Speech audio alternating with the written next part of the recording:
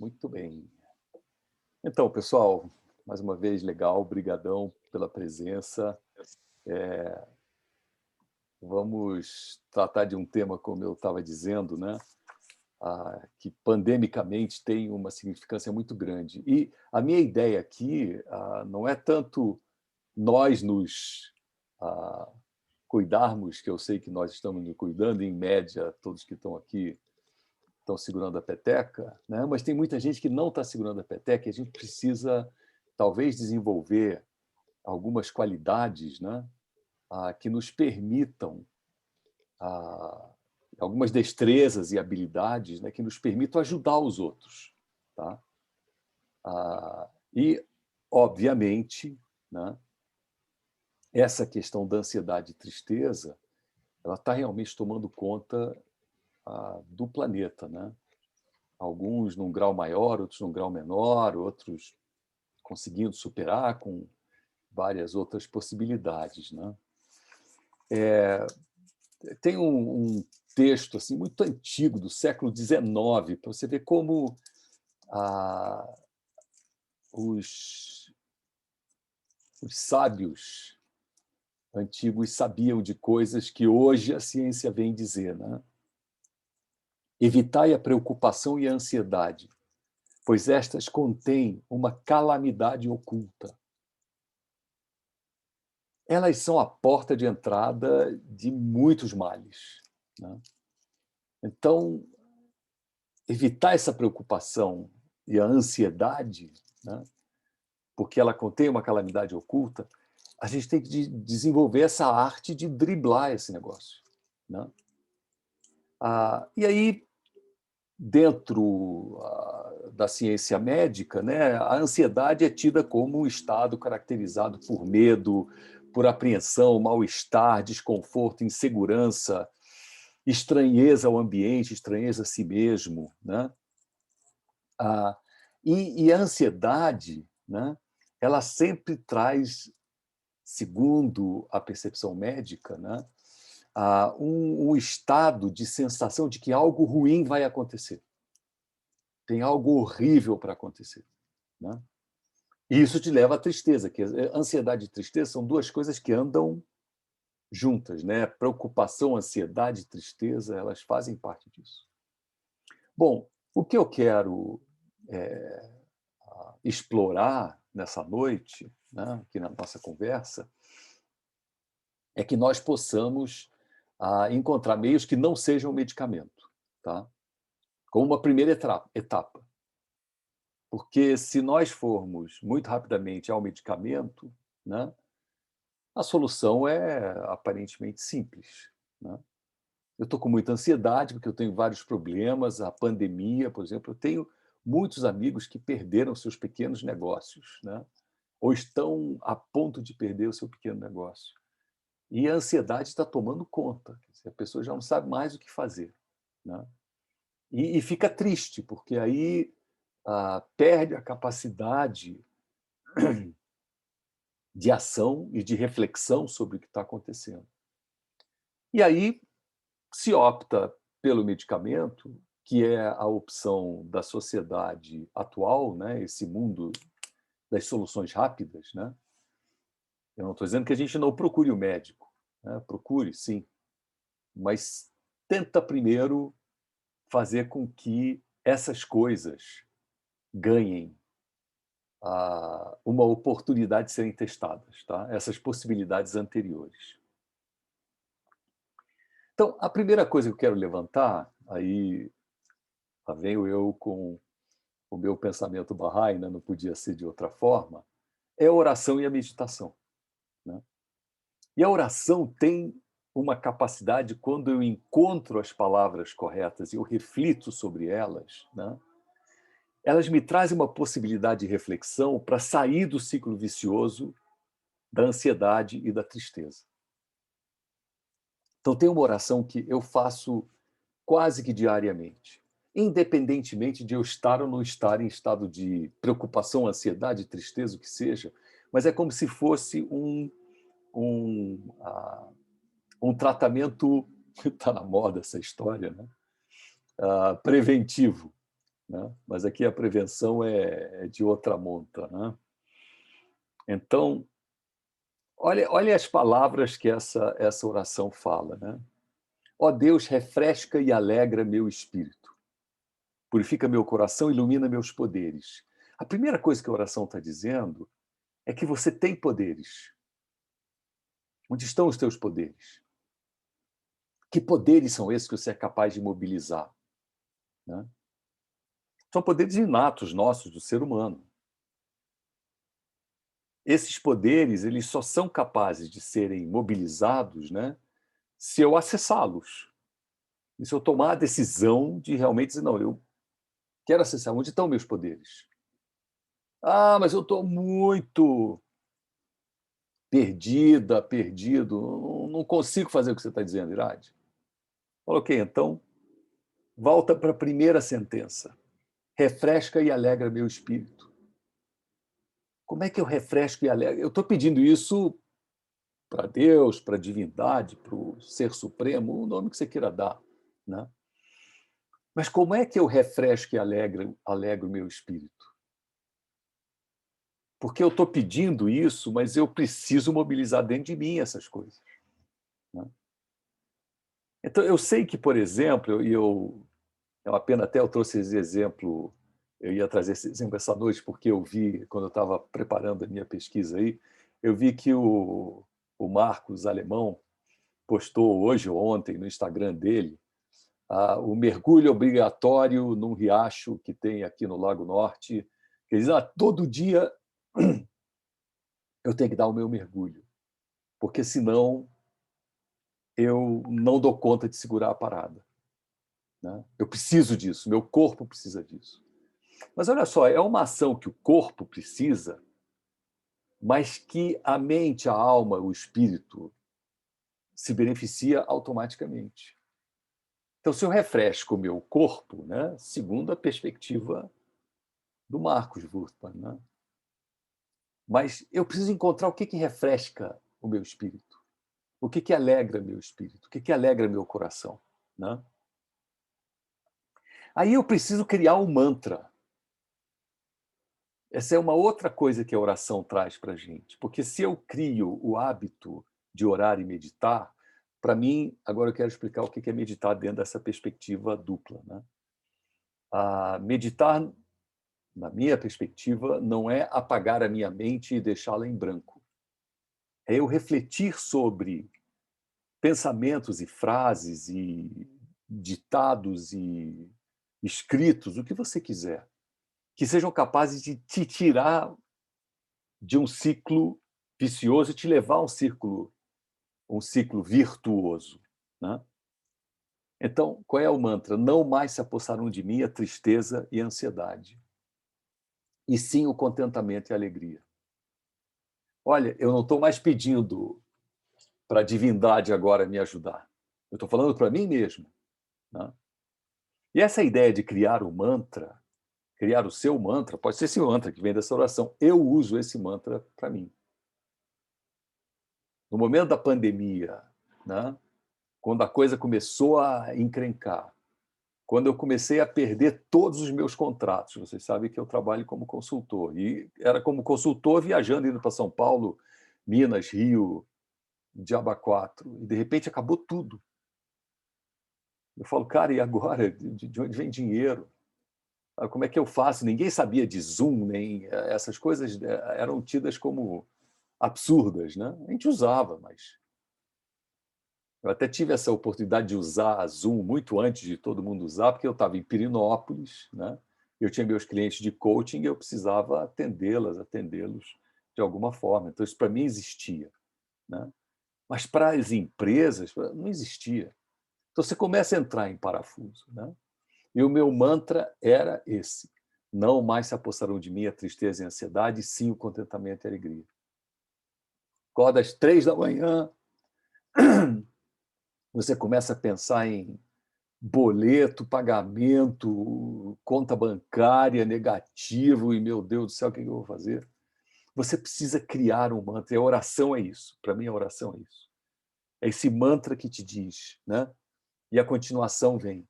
jamais me entregarei à aflição, nem permitirei que os desgostos me atormentem ou as coisas desagradáveis da vida me inquietem. Cara, é um mantra perfeito. Você diz o que você quer colocar no lugar da aflição, né, da tristeza e da ansiedade, e você diz o que você não quer que te atinja. Então, a oração tem isso. Eu peguei alguns trechos da oração só, não peguei a oração inteira. Mas esses pequenos trechos mostram para a gente que você pode escolher, por exemplo, um texto de um livro. Você pode escolher uma poesia de Drummond, de Cecília Meirelles, o que você quiser. Mas desde que você veja aquilo como uma possibilidade de orar e meditar sobre aquilo. E a meditação é entender o significado das palavras. Porque simplesmente uma repetição de algo, isso eu não vejo nenhum benefício, né?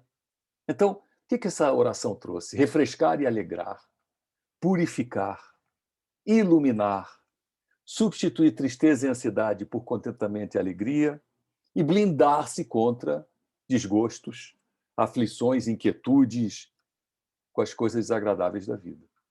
Então, a ideia que a oração traz, e quando eu medito sobre as palavras, eu consigo uma primeira possibilidade de reagir, né?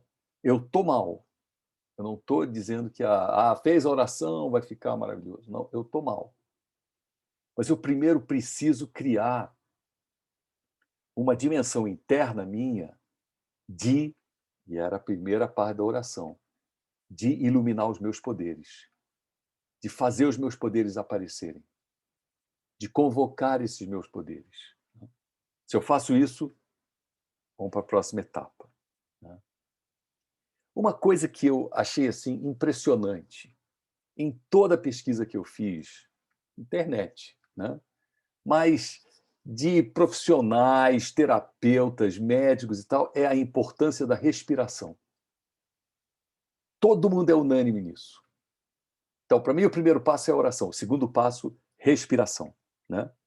Então, tem uma regra de respiração que é muito difundida, que é a regra 7-11, tá?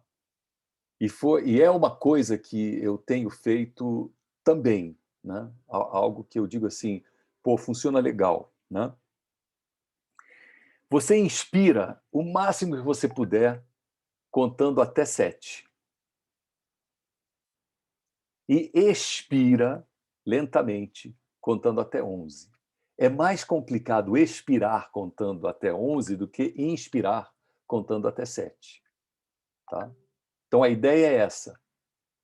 Inspira 1, 2, 3, 4, 5, 6, 7. É realmente de expansão torácica que nós não fazemos, porque se vocês notarem, quando nós estamos ansiosas, a nossa respiração se torna ofegante. E a gente começa a acelerar a respiração. Então, uma forma de você quebrar isso é você fazer a 7-11. Né? Inspira até 7, expirar até 11 é que é complicado. Aí, solta logo. Então, você tem que soltar pelo nariz e contar até esvaziar tudo. Né?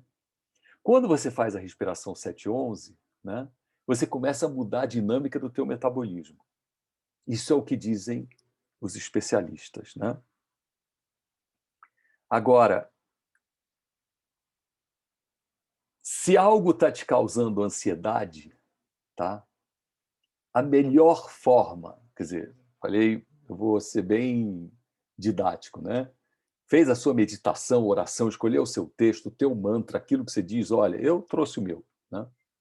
Mas eu não estou dizendo que seja esse, pode ser tantos outros, né? Mas que tenham palavras-chave que acionam os teus poderes. Né? E aí você passa para a etapa da respiração, e a próxima etapa, muito interessante, que é um processo terapêutico, né? E você, às 3 horas da manhã, não vai ter um terapeuta para te ouvir a melhor coisa para você fazer, segundo os especialistas, é botar no papel o que está te causando ansiedade. Escreva. Escreva, porque você tira isso da dimensão do mental que está te perturbando e você joga para o papel.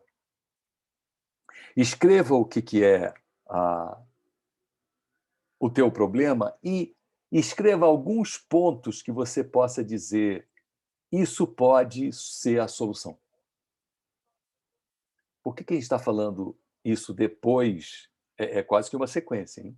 Primeiro a meditação, oração, depois a respiração e agora escrever e botar no papel algumas coisas que pode ser a solução, porque você está confiante que você está acionando seus poderes.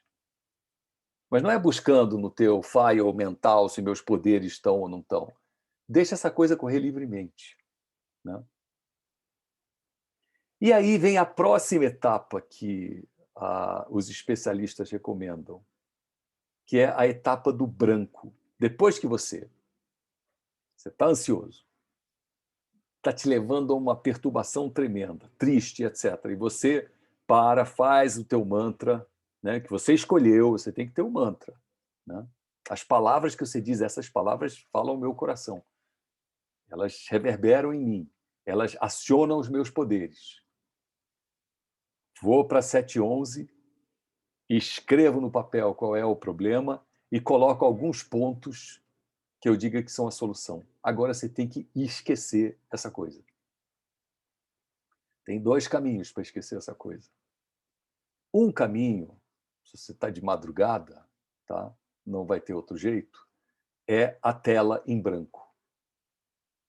Porque você vai terminar essa etapa e você vai voltar aos fantasmas que vão te atazanar. Eles estão lá, prontinhos. Na hora que você termina, bota no papel, não sei o quê, fez a oração, meditou, respiração e tal, né? Os monstros aparecem. Parece que esses caras ficam na espreita, né? Assim que eles puderem, eles te invadem e você volta de novo com aquele pensamento. Então, o lance recomendado é a tela em branco. É começar a imaginar uma tela em branco e dizer branco, branco, branco, branco, e eliminar o problema. Você tem que apagar ele da sua mente. Não traga ele de novo, né? Porque você já colocou no papel.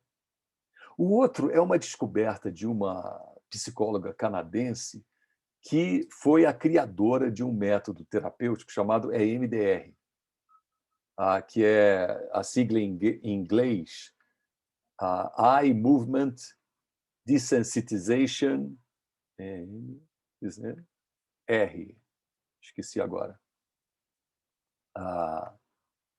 E ela sacou que, enquanto ela caminhava, ela estava numa fase muito difícil da vida dela, enquanto ela caminhava em um lugar qualquer, caminhar, lugar aberto, né? Não vale caminhar dentro de casa. Por isso que eu estou dizendo que não funciona de madrugada, né?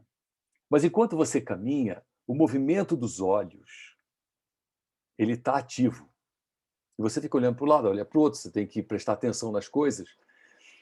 E ela descobre depois, e aí a ciência vai, e a MDR é uma ciência impressionante. Eu tenho uma filha que é psicóloga, fez uma pós-graduação em EMDR, né? E ela foi capaz de tirar gente de traumas que são impressionantes. Você fala assim, mas não é possível que essa pessoa perdeu o trauma. Sem querer entrar em detalhes aqui, que não é o objeto da nossa conversa, né? Mas o EMDR diz que o movimento dos olhos conecta os 2 lados do cérebro e a amígdala cerebral, né? Que faz o papel dessa coisa da ansiedade, ela entra no outro estado. Então fizeram medições com ressonância magnética, toda essa história aí, para entender o que é isso. Só que na técnica do EMDR, o terapeuta fica andando com alguma coisa ou tocando em você em 2 lados, ele aciona essa ideia do cérebro direito e esquerdo estarem em conexão.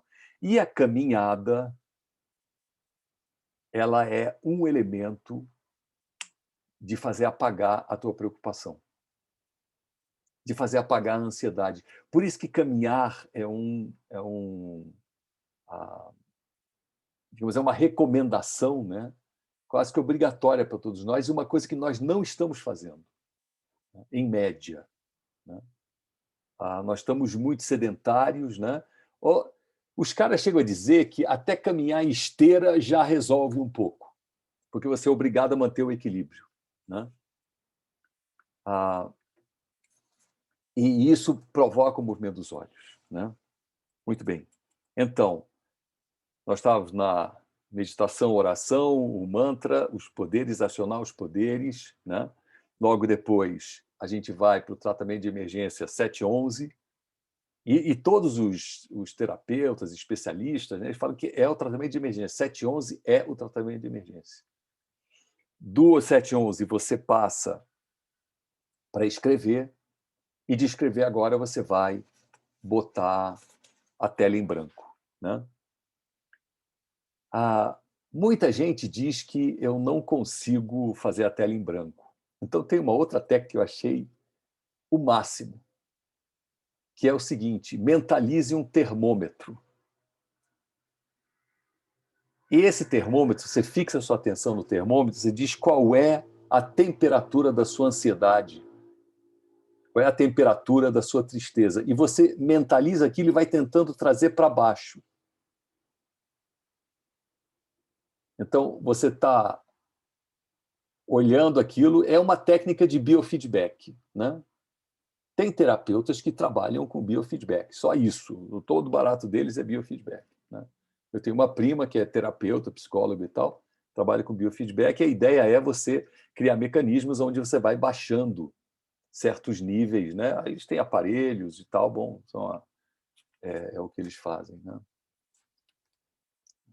Eu acho que a mãe da Patrícia entrando aqui caiu. Deixa eu ver. Nem Patrícia, a Vânia estava tentando entrar e não conseguiu. Daqui a pouco ela tenta de novo. Bom, opa, está entrando de novo. Vamos lá, admitir. Então, essa técnica de biofeedback, né, é você olhar o termômetro, né, saber que você está com uma dificuldade. Olá, Vânia, bem-vinda. Saber que você está com uma dificuldade e você tentar, então, abaixar esse grau de ansiedade, abaixar esse grau de tristeza, abaixar esse grau de preocupação através da mentalização desse termômetro. Né? Ok. Bom, o outro, esse era o tratamento de emergência. Né? Essas técnicas todas que eu trouxe para vocês agora. E a coisa da oração não sou eu que estou trazendo, não. Tá? De novo, faz parte do pacote que terapeutas e tal falam que é a busca de um mantra que te dê essa centralidade. Agora, existe o tratamento imediato. Né? Quer dizer, a próxima etapa. E isso é uma coisa muito interessante. É você colocar aquilo que lhe causa ansiedade e a tristeza numa dimensão de 4 As. Tá? A maioria das coisas que te causam ansiedade, você consegue colocar nesses 4 quadrantes. Tá? Eu consigo afastar-me? É a primeira pergunta. São os 4 As. Eu consigo alterar? Eu consigo me adaptar? Ou eu consigo aceitar? Né? Então, afastar-se, alterar, adaptar e aceitar. Obviamente, o afastar-se é o melhor de todos. Né? Eu digo, bom, o problema não é meu, vou cair fora. Não vou assumir essa dívida para mim. Não é minha. O cara do correio veio, bateu na sua porta, traz um envelope e diz, olha, aqui tem 5 duplicatas para você pagar. Aí você olha o nome e diz, mas aqui está escrito Joaquim Manuel, eu não sou Joaquim Manuel. Toma de volta, é seu. Agora, o cara incauto recebe as promissórias e acha que ele tem que, então, partir para a próxima. Então, se você não consegue se afastar, né, que é a melhor saída, né, daquilo que está ali tomando, a próxima etapa é: eu consigo alterar isso?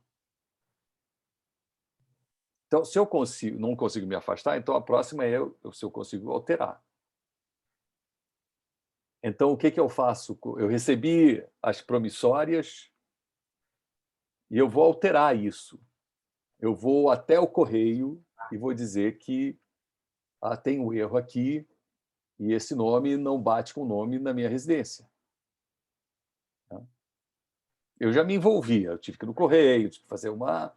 Eu estou tentando alterar aquela situação.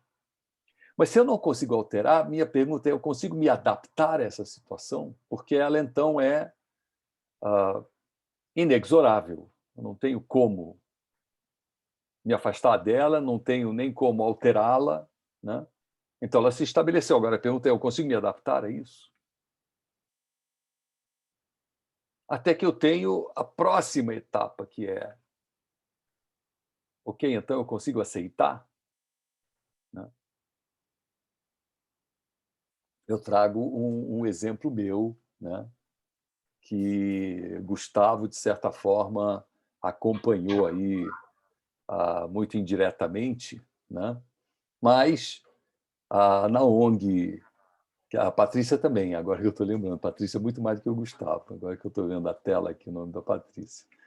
Mas na Agile, né, a ONG que eu tocava, nós tivemos um desfalque provocado por uma funcionária, né, numa época que eu estava afastado da ONG, porque eu estava trabalhando no governo federal e eu tinha que me afastar, estava como assessor do Mangabeira Unger, que era o ministro secretário de Assuntos Estratégicos, né? E isso fez com que a gente descobriu, denunciou, não sei o que e tal, e houve uma reversão da história, né? Eu acabei sendo acusado de ser o mandante da coisa e até hoje, passados 13 anos, né, de 2008 até agora, essa coisa me persegue. No início eu queria me afastar disso, então o que eu faço? Contrato advogado e falo: isso não é meu. Né? Depois, você tenta alterar isso. Né? Fala: não, peraí, olha, tem um engano aqui, vocês estão levando isso para uma dimensão jurídica que está equivocada. Aqui está errado, ali está errado, isso aqui não bate coisa com coisa. Depois, quando os processos começaram a se avolumar, só para vocês terem uma ideia, hoje, vocês vão até morrer de rir, quem não sabe, tá? Por causa de um desfalque de uma funcionária que levou a uma devassa dentro da ONG e achando que então tinha desfalque para tudo que é lado, eu tenho nada menos que 70 processos contra mim. 70, 70 processos. Um dos quais criminais em que eu fui condenado a 4 anos de prisão. Quando você não consegue mais se adaptar, o que você faz? Você passa a aceitar, fala: bom, se o negócio é assim, vamos brincar, vamos nos divertir com essa história. Eu dei uma sorte danada na minha vida de minha mãe ter um advogado que era apaixonado por ela, um jovem, o cara tem a idade das minhas filhas, mas ele tinha uma admiração pela minha mãe. Minha mãe falece, ele era o advogado que cuidava dos interesses dela, porque ela tinha umas coisas que meu pai tinha deixado e tal. E esse cara vem para mim e diz: Irad, eu vou te defender sem te cobrar nada. Porque eu estaria roubado, eu não teria nem como me defender, né, de tanta coisa maluca que aconteceu. Então, eu estou falando da minha própria experiência. Na fase de afastar, eu achava que eu ia acabar com isso. Na fase de alterar foi quando a ansiedade tomava conta, porque você acha que vou conseguir alterar isso, não vou conseguir alterar. Né? Na fase de adaptar-se, né, é a fase da revolta. Você fica extremamente, sabe, por que isso está acontecendo comigo? Né? E na fase da aceitação, você fala: muito bem, é assim que funciona? O sistema é esse? Então vamos jogar o jogo como o sistema joga. Né? E aí, olha as coisas como vão acontecendo. Né? Os caminhos vão se abrindo e aparece um cara que diz: eu vou te defender de graça. Eu jamais imaginaria que isso pudesse acontecer. Então, eu passei por essa história dos 4 As, né?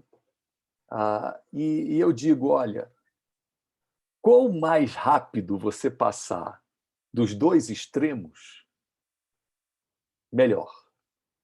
Quando você se encrenca no alterar e no adaptar, você está no salvo. O negócio é você ver que, se você não conseguiu afastar, veja rapidamente as dimensões do alterar, e se não der, fala, tá legal, vou jogar esse jogo. Estou pronto. Eu confesso para vocês, na fase do alterar, toda vez que eu recebia mais uma intimação judicial, eu passava noites sem dormir. Noites. Eu não sabia o que fazer da vida. Eu falava, mas calma, o que vai acontecer? Eu só tenho abacaxi aqui, como é que eu vou cuidar da minha vida? Você ficava só pensando asneira. Eu ia para a oração, meditação, esse 711 eu aprendi nessa época, mas logo os fantasmas apareciam de novo. E todo o segredo, me parece, que está em você fazer uma avaliação muito crítica e objetiva do alterar, adaptar.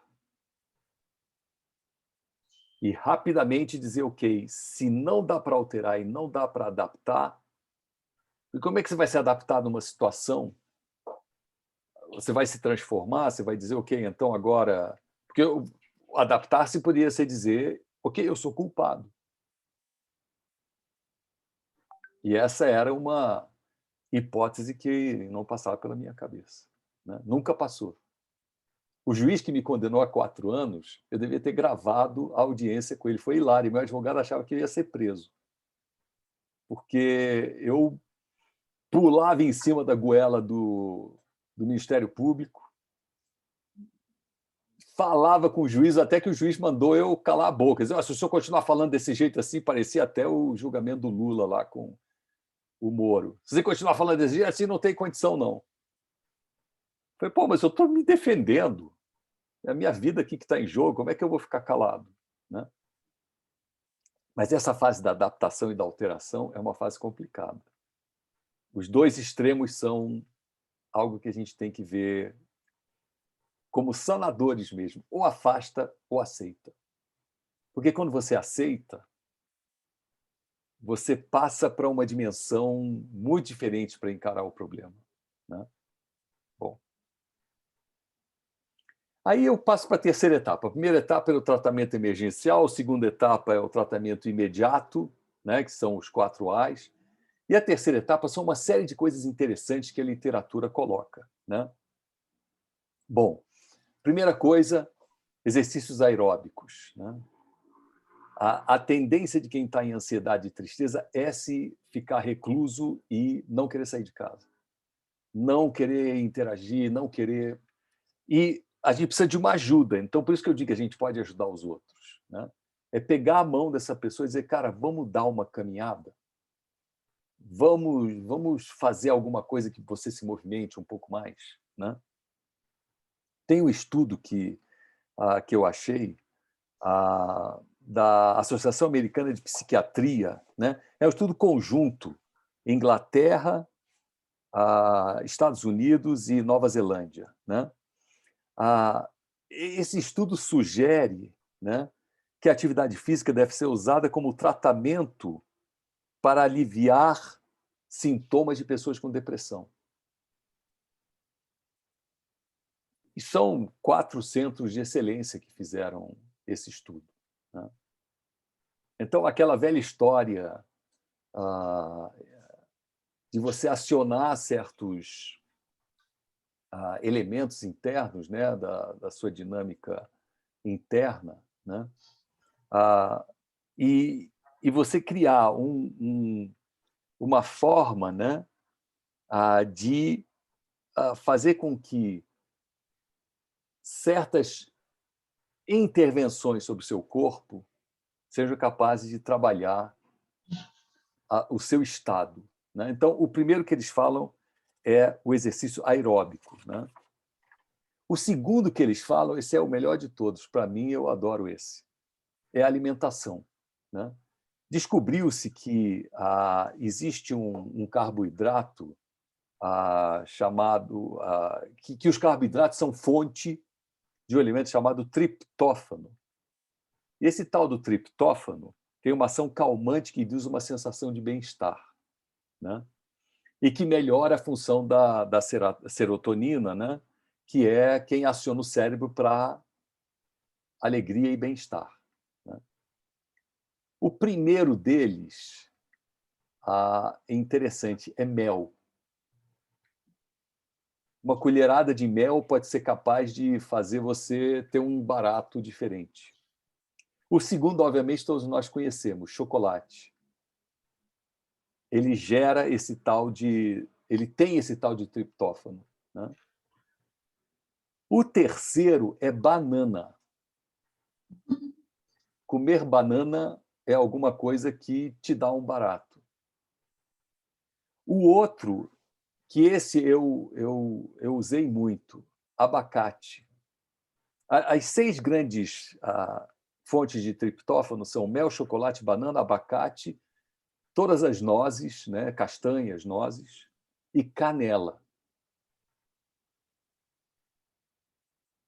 Agora, eu estou vendendo o peixe que eu vi na internet. Tá? E nesses estudos, eu sempre digo o seguinte, os estudos que eu tentei buscar quando fiz esse levantamento, eu estava buscando só PDF, tá? Porque pelo menos tem uma cara de,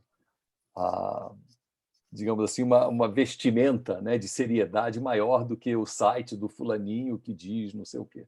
Então, eram estudos que apareceram em vários lugares sobre alimentos, e eu descobri essa história da fonte de triptófano que aciona a função da serotonina e que faz você sair de situações, né?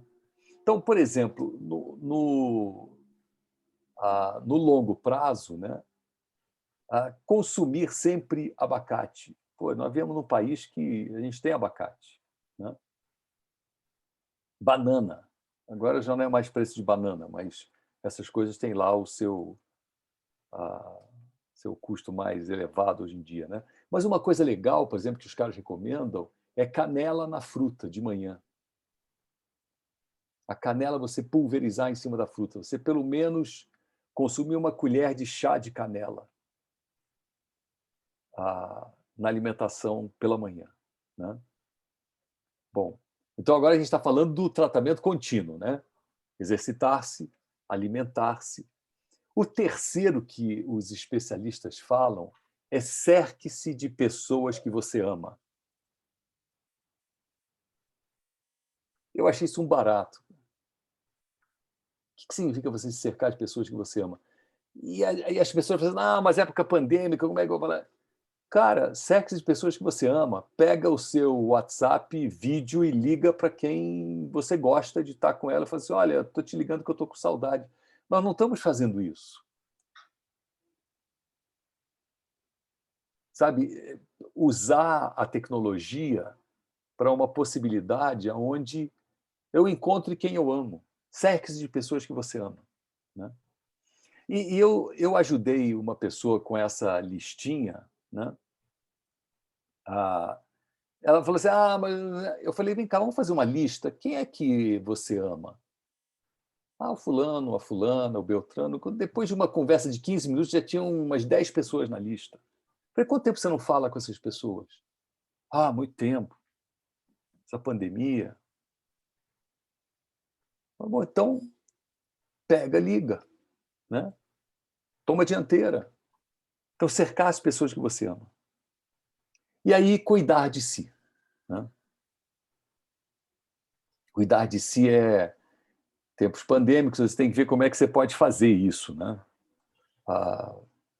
Por exemplo, em tempos não pandêmicos, né? Massagem, para quem gosta de receber toque e sentir-se cuidado e acolhido, ótimo. Hoje em dia, acupuntura, idem, hoje em dia, não sei, né? Atividades que tragam alegria e prazer, também nós estamos muito limitados com elas, né? Então, essa lista a gente tem que desenvolver um pouco mais, né? Nessa lista que eu achei, né, que os terapeutas falam, eu digo, ó, tudo que eu estou dizendo aqui não é meu, não, eu não sou especialista no assunto, eu só fiz uma síntese e busquei colher algumas sacações, mas os caras é que falam isso, cuide-se de si, massagem, acupuntura, atividades que tragam alegria e prazer. Por que cuidar de si, por exemplo? Muita gente diz pilates, né? É cuidar de si, mas em tempos pandêmicos tem que ver como é que fica isso, né? Tem muita gente agora que está com o personal embaixo do prédio, né? Faz na rua, na pracinha, porque está ao ar livre e tal, né? Não vejo nada de errado nisso, mas infelizmente até pracinhas estão fechadas e proibidas. Então até para as crianças o negócio está meio complicado. Mas essa ideia de cuidar de si, né? Bom, e aí eu termino essa intervenção, né? O tempo que eu tinha me proposto já está esgotado, dizendo que nós temos que ver, muitas vezes, numa calamidade, há muita sabedoria, há muita providência, né? A calamidade, às vezes, parece fogo e vingança, mas, na essência dela, ela pode ser a luz e guia para a sua vida, né? Então, tem um conto persa, né? Então, agora eu vou apelar às minhas origens persas, dos meus pais, né? Que é um conto muito interessante. Disse que um sujeito buscava a sua amada, né? Ele não sabia onde encontrá-la, sabia que ela existia. Então, ele a procurava em todos os lugares, né? Então, um dia ele está procurando ela na sarjeta, né? No pó da sarjeta. As pessoas olham para ele e falam, você enlouqueceu? A sua amada é pura luz, beleza, você procura ela no pó? Ele fala, eu procuro ela em qualquer lugar. Talvez eu possa encontrá-la no lugar mais inusitado. E ele procura, procura, procura, até que um dia ele, desesperado, à noite, sai à rua em busca da amada. E ele sai à rua desesperado, de repente ele vê um vulto seguindo ele. Ele acelera o passo e o vulto acelera o passo. Ele acelera o passo e o vulto acelera o passo. Ele olha e vê esse vulto obscuro e diz, olha, esse é o anjo da morte, veio me levar. E vai me levar antes de eu conseguir chegar até a minha amada. Então ele começa a correr e o vulto corre atrás dele até que ele, desesperado, chega até um muro, num beco sem saída. Ele se projeta em cima do muro, se joga para o outro lado e, quando ele cai no chão, quem ele encontra? A amada, diz o conto. E ele olha para o vulto, aí ele começa a bendizer o vulto. Diz que ele não era meu anjo da morte. Aquele era o anjo Gabriel, que veio me trazer as boas novas da vida e tudo isso. Se eu tivesse só parado e perguntado para ele o que ele queria de mim, ele ia dizer, estou querendo te conduzir à amada, eu não teria passado por nada disso. Nós, nas nossas vidas, passamos por esses vultos, né, que nos perseguem, aparentemente. E eu diria, por exemplo, os meus 75 processos judiciais que hoje eu carrego, podem ser, para mim, esse vulto, né? Que eu não sei onde ele vai me conduzir. Mas como eu busco me colocar, né? Eu não vou dizer que eu seja santo, nem que eu já tenha alcançado o nirvana, mas eu busco me colocar nessa posição da aceitação para que eu possa entender o que está acontecendo e qual é a história que está por trás disso e o que é que eu tiro dessa coisa toda, né? Porque se eu quiser lutar contra isso, eu vou fazer exatamente o papel desse pobre desesperado em busca da sua amada, né? E que não a encontrava. Então, muitas vezes, a calamidade ela pode ser vista como uma bênção mesmo. Pode parecer estranho a gente dizer isso, né? E aí eu saio do estado de ansiedade, saio do estado de preocupação, saio do estado de tristeza, porque eu entendo a dimensão do que está acontecendo. É isso. A ideia era introduzir o tema de uma forma assim geral. Mais uma vez, me perdoem por não ser um especialista da área e ser um especialista em Google e sair pesquisando as coisas e tentando ligar Lé com Lé e Cré com Cré. Mas eu queria agora abrir para vocês poderem comentar. E Patrícia aqui por conta do seu coração bondoso, está dizendo maravilhoso, mas sintam-se à vontade aí para complementar, criticar, discordar, enfim, a gente não está aqui num monólogo, né? Minha ideia não é um monólogo. Sempre minha ideia é 40 minutos de uma fala minha, 30, 40, e depois a gente ter uns 10, 20 minutos de troca de ideias. Né? Está aberto aí a discussão. Para não lhes deixar tímidos por causa da gravação, eu vou interromper a gravação, tá? E aí